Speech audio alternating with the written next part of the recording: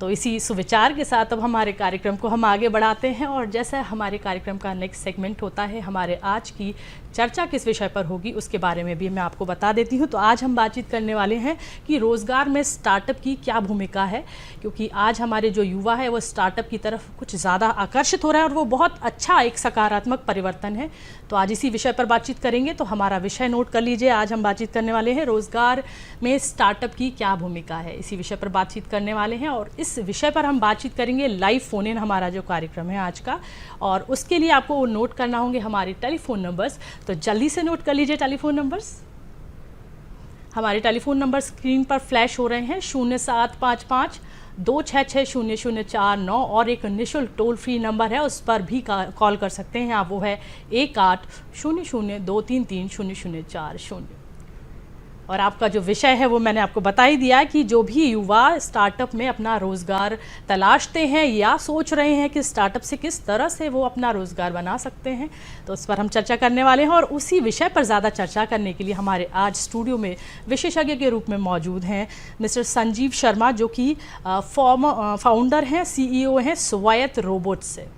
संजीव जी, बहुत बहुत स्वागत है आपका कार्यक्रम। धन्यवाद मुझे यहाँ पे बुलाने के लिए। जी, तो दर्शकों, मैंने जैसे आपको बताया कि रोज़गार की संभावनाएं स्टार्टअप में क्या होंगी और क्या भूमिका होगी इस स्टार्टअप की एक अच्छे रोज़गार को बनाने के लिए। तो सबसे पहला प्रश्न मेरा जो हमारे आज के जो गेस्ट हैं उनसे है कि जो स्टार्टअप है वो जो आपने शुरू किया, उसके लिए सबसे पहले आइडिया होना बहुत ज़रूरी है। तो किस तरह से आपके मन में आइडिया आया, आप ये बताएं हमारे दर्शकों को। जय श्री राम एवरीवन। मैं 2011 BTech IIT Roorkee electrical engineering से पास आउट हूँ। एंड जो मेरा जो स्टार्टअप का आइडिया, जब मैं 4th सेमेस्टर अंडरग्रेड में आया था, तो मैंने US में होने वाले एक कंपटीशन जिसका नाम डार्पा अर्बन और ग्रैंड चैलेंज था, वहाँ पे मैंने ऑटोनमस ड्राइविंग व्हीकल्स को चलते हुए देखा था जब मैं 4th सेमेस्टर अंडरग्रेड में आया था। एंड तभी से ये लाइफ का गोल बन गया था कि दुनिया के सबसे डिफ़िकल्ट ट्रैफिक और एनवायरमेंट कंडीशन में हमें ऑटोनमस ड्राइविंग, जो मेरा स्टार्टअप का जो प्राइमरी फोकस है, हम autonomous driving technology, driverless technology बना रहे हैं। तभी से ये लक्ष्य मतलब मुझे प्राप्त हो गया था कि मुझे इस प्रॉब्लम को सॉल्व करना है। एंड तब से मैंने, जब मैं अंडरग्रेड था, तभी से मैंने सॉर्ट ऑफ इंडिपेंडेंट स्टडी करना चालू किया था। एंड तभी से मेरा research focus machine learning and जो ब्रांचेस होती है आर्टिफिशियल इंटेलिजेंस की, सो आर्टिफिशियल इंटेलिजेंस एंड रोबोटिक्स मेरा प्राइमरी रिसर्च एरिया बन गया। एंड 2011 तक जब मैंने बीटेक ख़त्म किया था, तब तक मैंने काफ़ी सारी नॉलेज गेन कर ली थी इस एरिया में वर्क करने के लिए। लगभग 2012 तक मैं इजराइल में था, 2011 से 12, जहाँ पे मैं इन्हीं एरियाज़ में रिसर्च कर रहा था कि ऑटोनमस व्हीकल्स और रोबोट्स कैसे टफ एनवायरनमेंट और ट्रैफिक कंडीशन में सॉर्ट ऑफ डिसीजन ले सकेंगे, ताकि हम ऐसी टेक्नोलॉजी को एक दिन वर्ल्ड लेवल पे स्केल कर पाएँ। लगभग 2012 से 14 मैं कनाडा में था, जहाँ पे मैं MS कर रहा था कंप्यूटिंग साइंस में। एंड 2014 में मेरा एडमिशन हो गया था university of Massachusetts Amherst computer science PhD program में, जो कि वर्ल्ड की टॉप 10 यूनिवर्सिटी है। बट 2014 में क्योंकि मैं जब 2009 जनवरी से मेरा गोल था, मुझे ऑटोनमस ड्राइविंग व्हीकल में सॉर्ट ऑफ वर्क करना है एंड उसको स्केल करना है। सो 2014 में मैं भारत वापस आ गया एंड 2015 में अपनी कंपनी रजिस्टर करके फुल टाइम मैंने इसी में वर्क करना स्टार्ट कर दिया। जी। जो आपने अभी तक बताया उसमें आपकी जो मैं बातें सुन रही हूँ, उसमें मुझे एक चीज़ बहुत ही संजीव जी सुनने के लिए, और मेरे जो हमारे दर्शक हैं वो देख रहे हैं आपको, आपने बताया कि आर्टिफिशियल इंटेलिजेंस के ऊपर आपने काम करना शुरू किया, जो कि आप 2011 में कर चुके हैं, उस पर वर्क कर चुके हैं। आज हमारे भारत में, हमारे पूरे देश में आर्टिफिशियल जो इंजीनियरिंग है उसको लेकर काफ़ी काम किया जा रहा है। तो उस समय से आज के समय में कुछ परिवर्तन आया है? जो चीज़ें आज हो रही हैं, क्या आप उन पर काम कर चुके हैं? जी बिल्कुल। जैसा कि आप जानते हैं, आर्टिफिशियल इंटेलिजेंस और AI एक बहुत बड़ा एरिया है। एंड इसमें मतलब ये कंप्यूटर साइंस और मैथमेटिक्स का मतलब एक मिला जुला एरिया है, जिसको हम लोग आर्टिफिशियल इंटेलिजेंस और AI बोलते हैं। सो जब मैं अंडरग्रेड में, जब मैंने बीटेक किया था, तब मेरा गोल था कि अपने आप को मैथमेटिकली ट्रेन करना इस लेवल तक कि एक दिन मैं इस तरह की टेक्नोलॉजी बना पाऊँ और इस तरह का प्रोडक्ट बना पाऊँ, इस तरह का प्रोडक्ट को लाइक दुनिया के सबसे टफेस्ट ट्रैफिक और एनवायरमेंट कंडीशन में चला सके हम लोग। सो तभी से ये गोल बन गया था कि मतलब इस एरिया में जितना भी डेप्थ हो सकता है, मैंने उस डेप्थ में जाके मतलब पढ़ाई करी। एंड आज अगर हम देखें 2016 के अराउंड परिवर्तन आया था आर्टिफिशियल इंटेलिजेंस के क्षेत्र में, जहाँ पे अगर आप देखें तो डीप लर्निंग एक सबसे जाना माना टॉपिक है आज के युग में, कि हम लोग आर्टिफिशियल इंटेलिजेंस को almost deep learning sort of एक पैरेलल मतलब एक सिनोनिम बन गया उसका। सो हमारा जो स्टार्टअप है और जो मेरा जो रिसर्च एरिया है उसमें आपको स्टेट ऑफ द आर्ट जो भी टेक्नोलॉजी में जो भी अपग्रेड या जो विकास हो रहा है, आपको उससे लगातार मतलब अपने आप को अपडेट रखना होता है। और क्योंकि हम लोग का जो स्टार्टअप जो कंपनी है और जो प्रोजेक्ट है वो काफ़ी रिसर्च एंड डेवलपमेंट ओरिएंटेड है।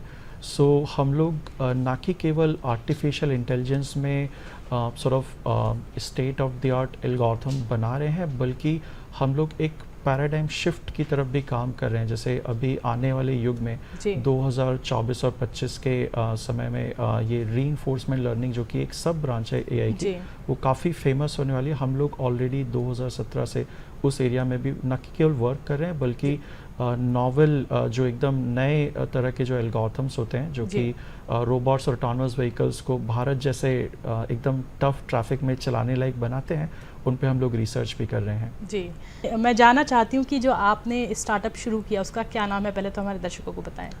मेरे स्टार्टअप का नाम स्वायत्त रोबोट्स है जी। स्वायत्त एक संस्कृत वर्ड है जिसका मीनिंग इंग्लिश में ऑटोनमस होता है जी।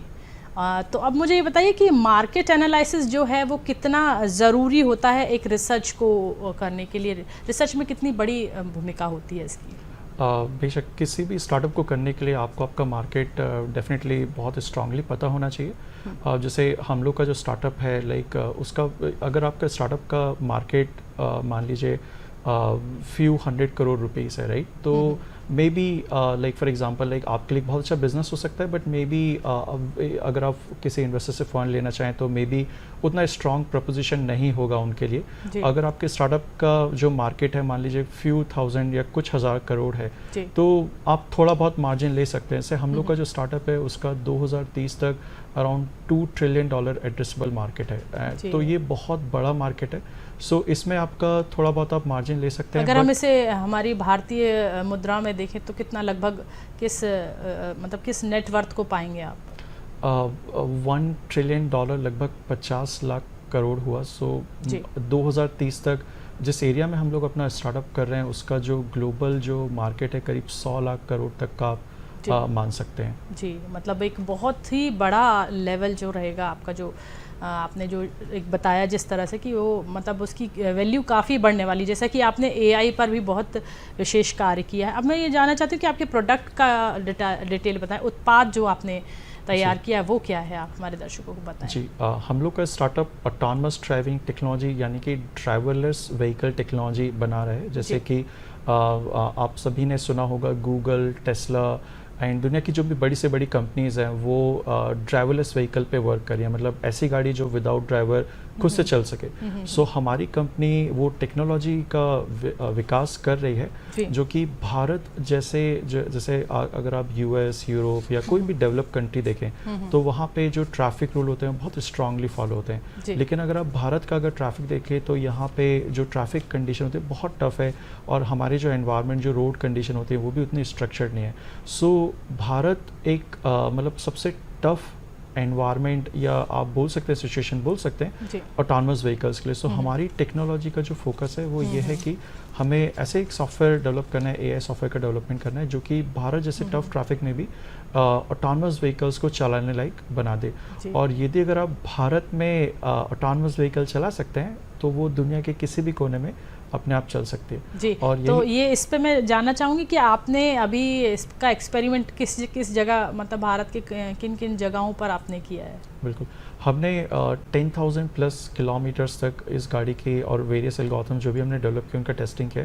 और अभी हमारे पास 3 व्हीकल हैं, महिंद्रा बोलेरो, टोयोटा फॉर्च्यूनर और महिंद्रा थार, जो कि हम लोग अभी हमारी जो मेजर जो डेमो हमने पिछले कुछ सालों में 55 से भी ज़्यादा डेमो किए हुए हैं जो कि भोपाल और भोपाल के आसपास के शहरों में, इंक्लूडिंग अभी इस साल अप्रैल में हमने ऑफ रोड ऑटोनमस ड्राइविंग भी टेस्ट किया हुआ है और ऑफ रोड ऑटोनमस ड्राइविंग करने की पूरे दुनिया में केवल 4 ही कंपनीज़ हैं, जिनमें से 2 कंपनी यूएस की हैं। सो हम लोग दुनिया के चौथे स्टार्टअप में जिनके पास एक कैपेबिलिटी है कि ऑटोनमस ड्राइविंग व्हीकल ना कि आप जस्ट सिटी या वेल पेव्ड रोड में चला सकें, बल्कि ऑफ रोड में भी, जिसका एक मेजर एप्लीकेशन डिफेंस सेक्टर में हो सकता है, वहाँ पे हमने अभी इसका टेस्टिंग भी किया है। जी, तो दर्शकों देखा आपने कि जो इन्होंने बताया जिस तरह से कि स्वायत्त रोबोट जो कि एक ऑटोनोमस व्हीकल है, जिसको हम कहते हैं ड्राइवरलेस व्हीकल, जिसमें ड्राइवर सीट पर किसी भी तरह से ड्राइवर की ज़रूरत नहीं है, बिना ही ड्राइवर की गाड़ी रन होगी। और इतना सिस्टमैटिक आपने ये जो गाड़ी डिज़ाइन की है, जो कि ऑटोनोमस व्हीकल आपने तैयार किया है, उसकी जो प्रारूप है वो क्या है, किस तरह से आपने तैयार किया, वो हमारे दर्शकों को बताएं। जी, किसी भी ऑटोनमस व्हीकल में आपका जो जैसे आपके सेंसर्स होते हैं, जैसे कैमरास, लिडार्स और रेडार्स, ये सेंसर होते हैं जिनके माध्यम से ऑटोनमस व्हीकल अपने एनवायरनमेंट को सेंस करती है। फिर उसमें जैसे हम लोग कहीं भी सिटी में किसी भी एक पॉइंट से दूसरे पॉइंट पे जाते हैं तो हमें गूगल मैप्स या किसी तरह के मैप्स की ज़रूरत है। सिमिलरली ऑटोनमस व्हीकल को हाई डेफिनेशन मैप्स है, हाई फिडिलिटी, हम इसको टेक्निकल भाषा में हाई फिडिलिटी मैप बोलते हैं। तो ऑटोनमस व्हीकल्स को हाई फिडिलिटी मैप्स की ज़रूरत होती है। सिमिलरली जैसे एक बार में पता चल जाए हमारे आसपास क्या है और हमें कहाँ जाना है, हम लोग अपने आप से मतलब वेरियस डिसीजन से स्टीयरिंग को घुमाना, ब्रेक, स्पीड डिसाइड करना, वेरियस एक्शंस हम लोग एग्जीक्यूट करते हैं। तो इसके लिए प्लानिंग एल्गोरिथम्स होते हैं। सो हमारी कंपनी जो हमारा जो स्टार्टअप है वो हेविली मतलब प्लानिंग परसेप्शन जो कि मतलब विजुअल सेंसरी डेटा को प्रोसेस करते हैं, जो एल्गोरिथम प्रोसेस करते हैं उन्हें हम परसेप्शन एल्गोरिथम बोलते हैं। सो हमारे स्टार्टअप तीनों ही फ्रंट में cutting edge research and development कर रहा है। एंड हमने ऐसे एल्गोरिथम विकसित किए हैं जो कि स्टेट ऑफ द आर्ट, जो कि दुनिया भर में जो एल्गोरिथम जो बन रहे हैं उनसे काफ़ी हद तक कंप्यूटेशनली एफिशिएंट है। मतलब वो बहुत कम एनर्जी कंज्यूम करते हैं सिमिलर एक्यूरेसी और परफॉर्मेंस के लिए। और इसके अलावा भारत जैसे टफ ट्रैफिक में चलने लायक उस गाड़ी को बनाते हैं। सो हमारी company artificial intelligence, theoretical computer science और मैथमेटिक्स की डोमेन में रिसर्च करती है और ऐसे एल्गोरिथम को विकसित करती है जो कि ऑटोनमस व्हीकल को भारत जैसे अनशिक्षित एनवायरनमेंट का भी एक कंटेक्चुअल अंडरस्टैंडिंग जो होता है वो बनाने में हेल्प करते हैं एंड भारत जैसे ट्रैफिक में चलने लायक बनाते हैं। जी, तो यहाँ मैं आपने जो प्रारूप बताया उसके साथ मैं ये जानना चाहती हूँ कि इसमें ईंधन के तौर पे आप क्या इसको बैटरी से चार्ज करते हैं या फिर फ्यूल इसमें जाता है ईंधन? क्योंकि अभी हमारे जो स्टार्टअप का गोल है वो टेक्नोलॉजी पे ज़्यादा फोकस है। क्योंकि अगर आप देखेंगे आने वाले समय में दुनिया में बहुत सारी कंपनीज जो कि इलेक्ट्रिक व्हीकल पे वर्क कर रही हैं, हम लोग का जो फोकस है वो mostly autonomous driving driverless vehicle technology पे ज़्यादा फोकस है। सो हम लोग किसी भी गाड़ी में, चाहे वो इलेक्ट्रिक हो या वो आपका फ्यूल से चलने वाली गाड़ी हो, हम उसमें अपनी टेक्नोलॉजी को फिट कर सकते हैं। जी, ये तो बहुत ही महत्वपूर्ण आपने एक बहुत बड़ा बिंदु बताया कि आपकी जो टेक्नोलॉजी, जो आपने स्टार्टअप स्वायत्त रोबोट जो तैयार किया है, वो आने वाले समय में जो बैटरी से चलने वाली जो गाड़ियां हैं उनमें भी आप उसको वो सिस्टम जो है वो फिट कर सकते हैं। ड्राइवरलेस जो टेक्निक आपने बनाई है, जो हमारे सभी भारत के लिए जो आप बता रहे हैं एक बहुत बड़ा ट्रैफिक है, उस सिस्टम को आपने लेकर पहले सोचा कि हमारे जो देश में जो ट्रैफिक सिस्टम है और जो विदेशों में जो ट्रैफिक सिस्टम है उसमें परिवर्तन देखते हुए ही आपने ये निर्णय लिया कि मुझे इस क्षेत्र में जाना है? जी, जैसा कि मैंने पहले बताया था कि जब मैं अंडरग्रेड में, तभी से मेरा एक लाइफ गोल बन गया था। और ये गोल था कि हमें दुनिया की सबसे टफ सिचुएशन में इस प्रॉब्लम को सॉल्व करना है। और भारत दुनिया की सबसे टफेस्ट ट्रैफिक और एनवायरमेंटल सिचुएशन है ऑटोनमस व्हीकल को टेस्टिंग के लिए। सो हम जो टेक्नोलॉजी विकसित कर रहे हैं उसका एम केवल भारत में ही नहीं बल्कि इस टेक्नोलॉजी का ग्लोबल यूज़ केस है। और इसी कारण से जो हमारी जो टेक्नोलॉजी है उसका यूटिलाइज करने के लिए हमारे जो यूरोपियन और जो अमेरिका में जो मेजर जो ऑटोमोटिव कंपनीज है उनसे हमारे कोलैबोरेशन का भी डिस्कशन चल रहा है।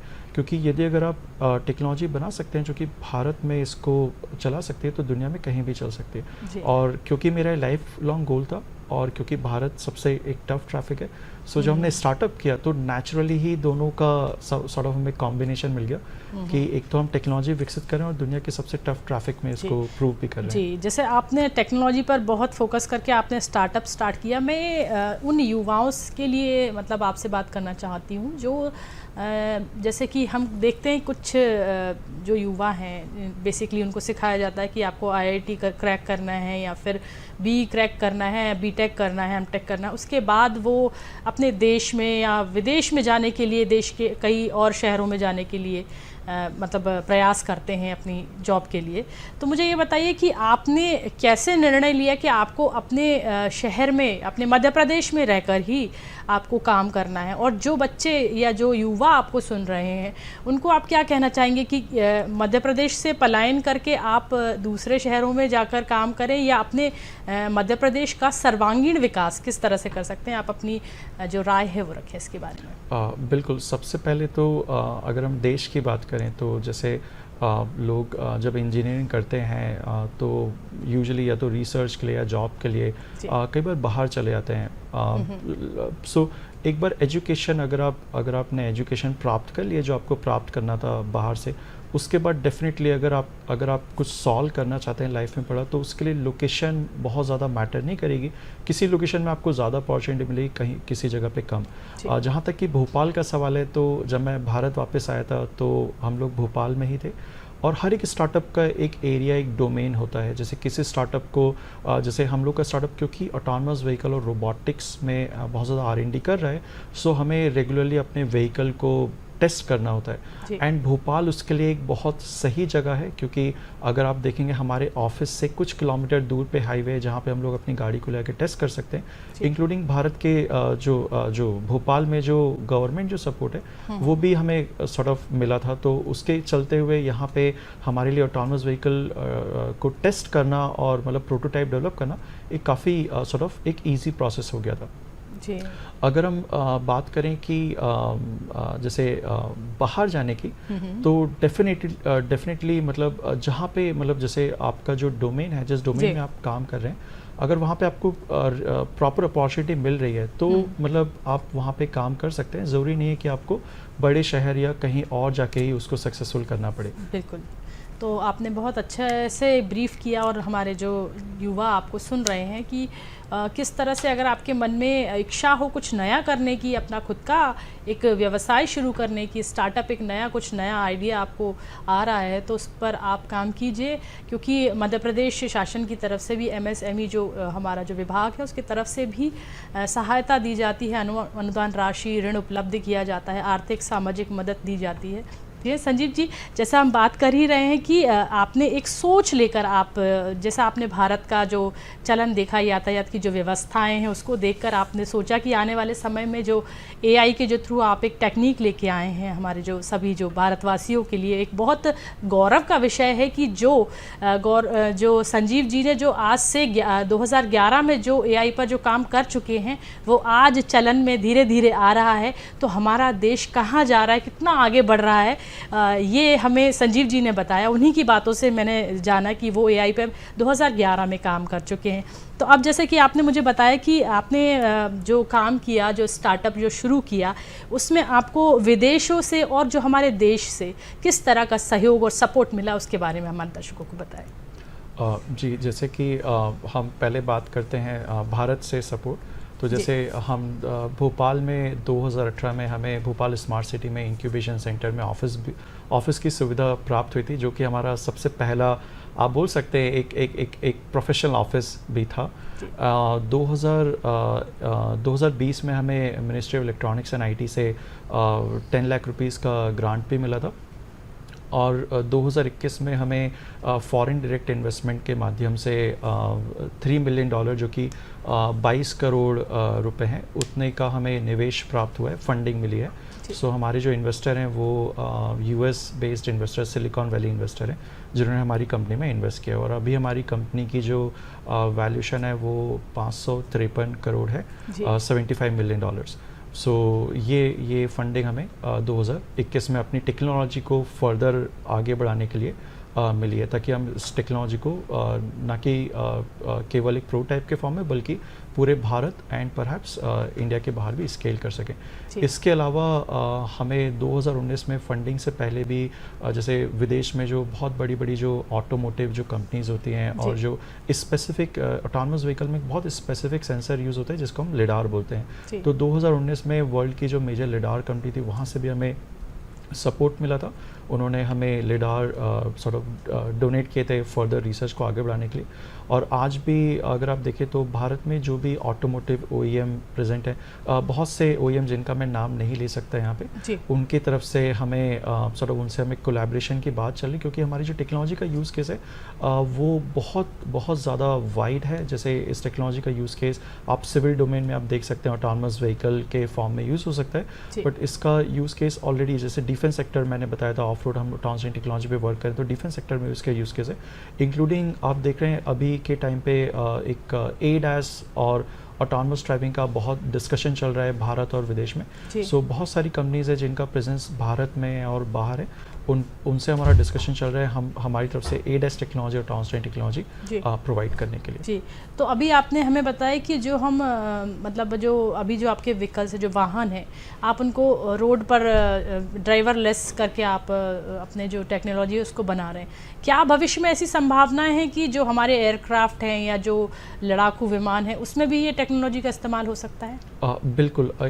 अगर आप देखें जो आपके 4th और 5th जनरेशन जो फाइटर जेट होते हैं उनमें काफ़ी कुछ जो पायलट का कॉकपिट होता है वहाँ पे ऑलरेडी बहुत सारी मतलब AI यूज़ होता है जो कि पायलट को बहुत सारी ऑटोनॉमी प्रोवाइड करते हैं। और आने वाले समय में जैसे अगर आप एरोप्लेन की बात करें तो ऑलरेडी एरोप्लेन्स में ऑटो पायलट सिस्टम होता है, उसमें TCAS सिस्टम होता है जो कि आपका कोलिजन अवॉइडेंस करता है। इंक्लूडिंग जैसे अभी आपने देखा होगा अभी ट्रेन का हादसा हुआ था, सो भारत में अभी इस पर भी विचार चल रहा है कि इस टेक्नोलॉजी का यूज़ केस क्या हम ट्रेन में कर सकते हैं, ताकि अगर मान लीजिए आगे आने वाली रेल की पटरी अगर आपकी ब्रोकन है या कुछ एक परसीव्ड कोलिजन सिनेरियो बन रहा है तो क्या हम TCAS या कोलिजन अवॉइडेंस या ऑटोनमस ड्राइविंग टेक्नोलॉजी का कुछ कंपोनेंट यूज़ करके क्या हम ट्रेन्स को भी ऑटोमेट कर सकते हैं, क्या हम उन्हें एक्सीडेंट से बचा सकते हैं। सो इस टेक्नोलॉजी का डेफिनेटली बहुत यूज़ केस है। और इंक्लूडिंग जैसे आप ड्रोन में देखें, जैसे हमारी कंपनी क्योंकि ऑटोनमस व्हीकल में तो काम कर रही है, बट एक AI एक बहुत बड़ा डोमेन है। AI का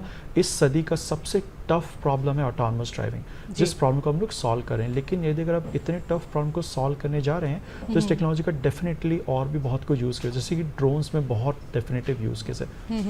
तो हमारा जो स्टार्टअप है वो अभी ड्रोन के क्षेत्र में भी इस टेक्नोलॉजी को अप्लाई करने का हम लोग वर्क कर रहे हैं, जो कि आने वाले समय में भारत के डिफेंस सेक्टर में काफ़ी एक अहम भूमिका, एक अहम रोल प्ले कर सकता है। जी बिल्कुल, और ये बहुत ही महत्वपूर्ण आपने जानकारी हमारे दर्शकों को दी कि आने वाले जो समय में ऑटोनॉमी जो आपने व्हीकल का जो